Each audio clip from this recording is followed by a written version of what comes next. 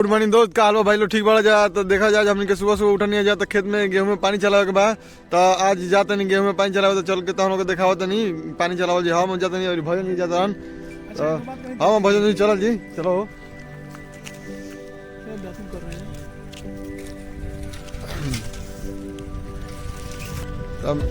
दोस्त इतना ठंडा पटे में जाके गेहूं में पानी चलावे तो हम भजन नहीं जाते जाके चलावल जी पानी गेहूं में।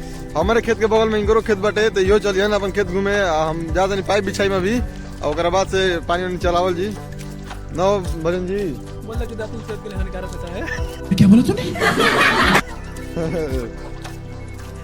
बोला कि दातुन से सेहत अच्छी रहती है। बोले तो आदमी जानते हो देहात में बीबी रहते तो जानता है। देहात में जानते बड़े भाई लोग ज्यादातर से आदमी तो तुने करेला ब्रश व्रश तो ज्यादा आदमी कर लेना ना, बहुत कम आदमी ब्रश करेला। तो यो भजन जी सुबह सुबह निकलन तो तुने लेके निकलन। अभी बहुत ज्यादा काफी ज्यादा ठंडा भी बा, इन्हें बहुत ठंडा लगता देखते बड़े हमने के पहले ओढ़ले बनी जाए। अब दिखाओ तो हम लोग के देख सकले जा कि प्रति में पूरा मौसम खराब बटे यही में जाते हमने के ठंडा में पानी चलावे गेहूं में का कर जी।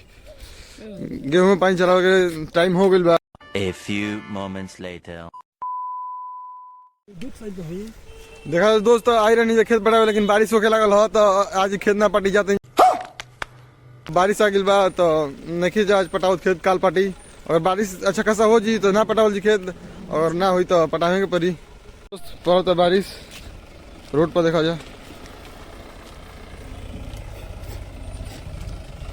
हल्का हल्का अभी बारिश आवता अभी तेज नहीं खे।